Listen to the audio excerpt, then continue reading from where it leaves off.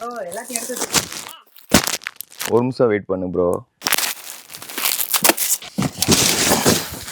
என்ன ப்ரோ பெட்டிக்குள்ள போட்டு பெட்டி எப்படி தூக்கி போட்ட? 2024 முடிஞ்சு போ. 2025 தொடங்கி 2 நாள் ஆச்சு. அதுக்குள்ளே நம்ம கேம் சைஸ் கலெக்ஷன் கொடுக்காம இருக்க முடியுமா? அதுக்கு தான்